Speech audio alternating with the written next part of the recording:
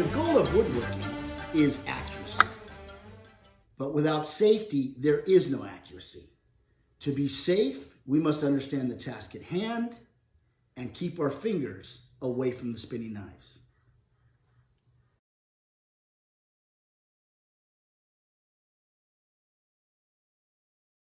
What I want to show you is how I would attack this board. You can see how warped it is. We're going to call that a bow, and I'm going to assume that there's some kind of cup. So I need to cut this board down, break it down to size in order to get something that's going to be flat and straight. So round one, I need to verify that there's no checking at the ends of these boards. When they're dried, they like to check at the very end. So the first thing I'm going to do is I'm going to look at the board and I'm going to make sure that there's no checking.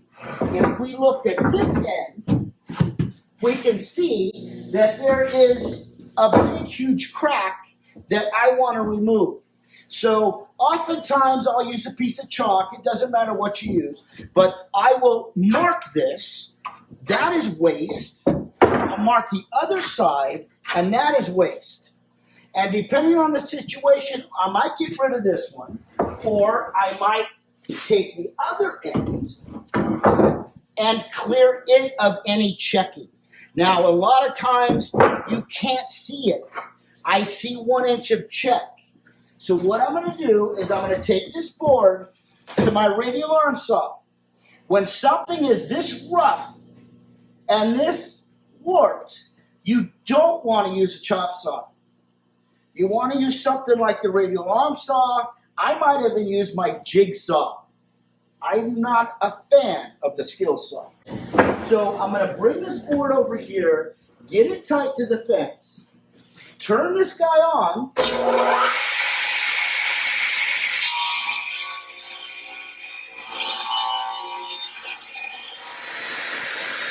and look at that for checks. I don't see any. So I'm going to try to break it, and that I broke it. I'm going to put this back on here and mark where the check is, and I'm going to keep going.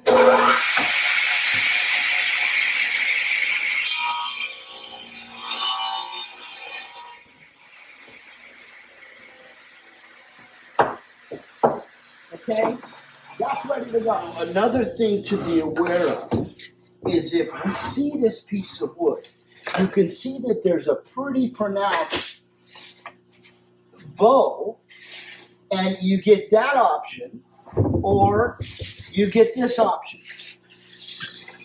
And what I want you to understand is this part of the banana should be up against the fence. So if I was to cross-cut this, and this is doing that, that will be slammed against the fence. So what I need to do is place this in contact at the fence where it's going to be cut, okay? So I want to make sure that that's in contact. Therefore, if I was to put the banana like this, and I've got a space there, once again, it'll be smacked against the fence, and we don't want that. So now we'll cross-cut this about 2 inches longer than we really want.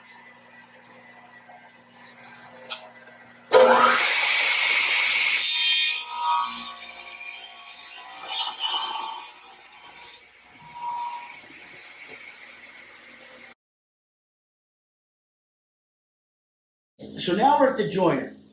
And what I want you to understand about the joiner is the joiner really, it's almost as if there was one big table and it was cut in half, and inside we inserted a cutter head. So we've got a revolving set of knives that is cutting the material. However much the infeed table is lower than the outfeed table is how much it's going to cut. So we've talked about this board. We've got to label it. I have faces, one face, two face, or surfaces, face, face. I've got edges, one edge, two edge, and then I've got ends, one end, two end. So remember, a pair of faces, a pair of edges, and a pair of ends. I am straightening an edge, the most stable or best edge. So we talk about squaring material. We know that. You know that. We're programmed for that. But what a lot of us aren't programmed for is flat and straight. That's really my goal here, is trying to get you to understand and produce a board that's flat and straight. Okay? So right now, all I'm going to do is straighten an edge. It doesn't have to be perfect, but it's got to be straight enough for the next step, which is using the fence. Okay, so right now I've got a choice. I can put my board like this, that's unstable, or this. I want the most stable edge down. Remember, we like our fingers, 9 7/8 doesn't count, and let's get going.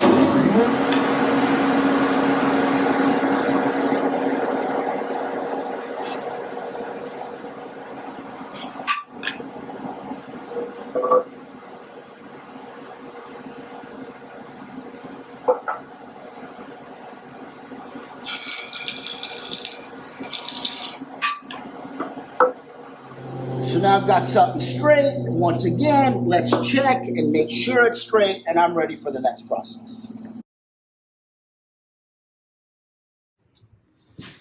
Okay, so now I'm going to rough rip this board at the bandsaw. And the reason I want to use the bandsaw is because right now it's still wiggly. It is not flat.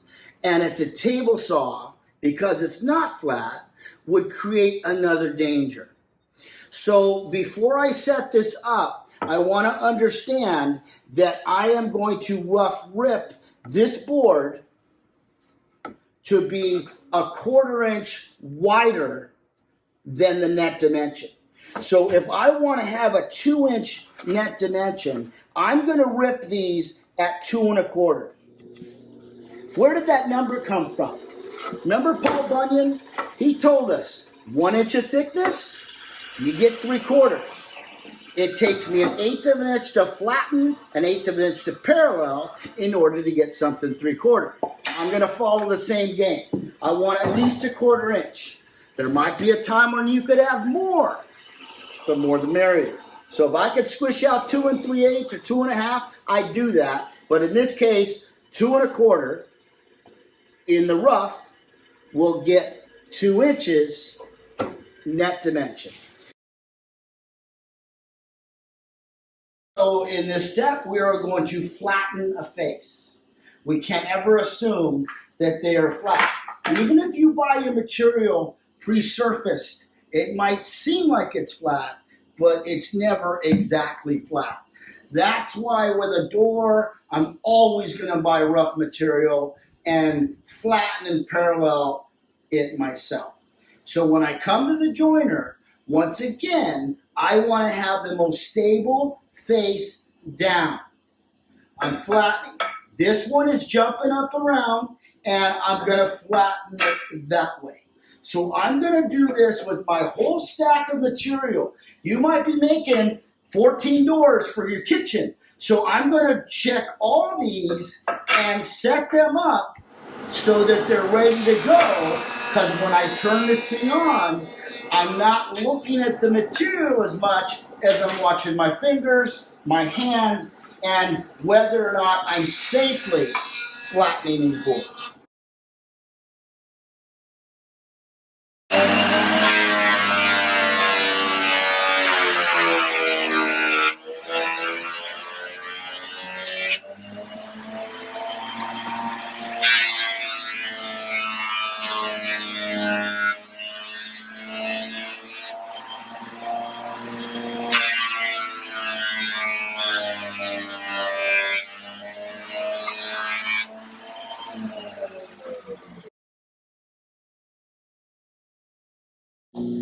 Okay, so once again, we've got flat, Okay, we've got parallel with the planer, and even though I straightened an edge at the joiner to begin with, I might have altered the way it works. So right now, I'm just going to be trusting the flat, there you go, the parallel, there you go, and now I'm going to go to width, which means I need to straighten an edge, and that's what we're going to do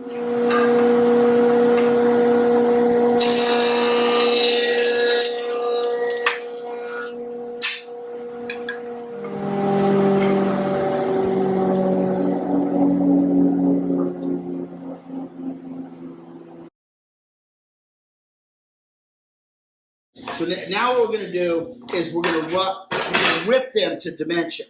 Now what we're going to do is if we want 2 inches, I'm going to rip this about a 32nd larger than I want so I can clean off that saw line at my joiner. I never want to expose any mill marks. As a professional, we see no mill marks in any piece of furniture or cabinetry. Okay, so again, I got flattened parallel. I just straightened an edge. S3S is what people might call it. And now I'm going to rip to width plus whatever the joiner set up. In my case, a 32nd. So my number over here is 2 1/32 if I'm shooting for 2 inches. You got to remember that you want to have the height of the fence, the height of the blade, about a 1/4 inch above your work. That's what you want. So the way I usually gauge that is this tooth right here is about a 1/4 inch. And so if I have the tooth with the height of the wood, that works out. And I bring it down in here like that, and that's how I go. You don't want it too high, and you don't want it too low. So about a 1/4 inch above your work.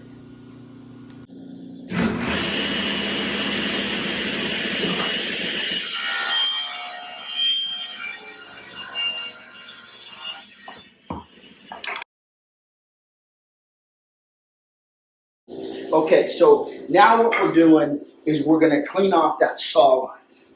Okay, now let me tell you a few things about push sticks. Okay, this is what I use for just about everything.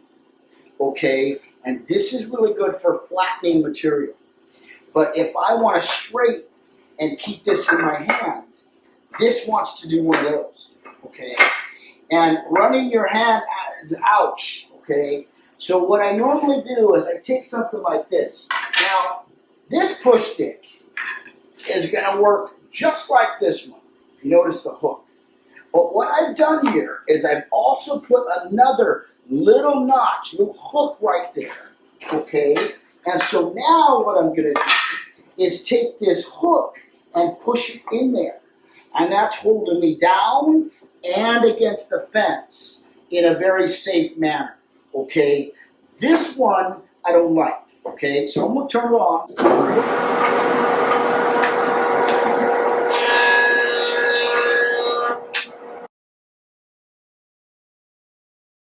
Okay, so the last couple steps are going to mean you want to cross cut an end square an end, and then cross cut the final length.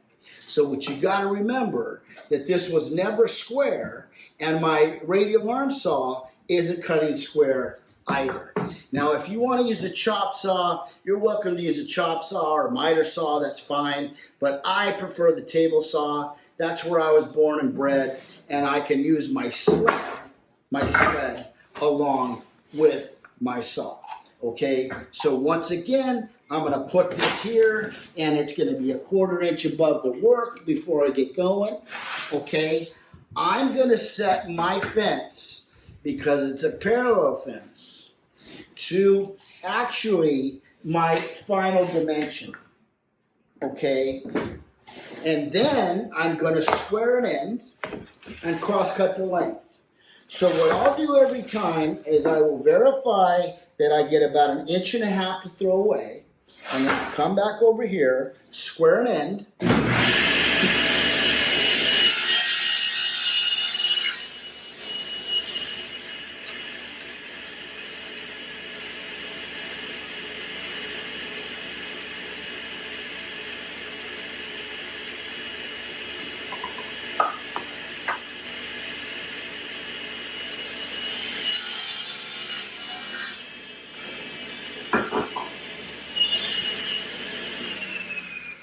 So now I just want to verify that we've got something that's flat, that's straight, and that's square.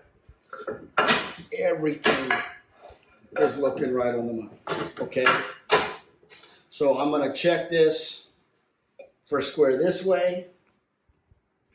I'm going to check it for square this way. I'm going to check it for square that way, as well as here and here. And we're ready to go.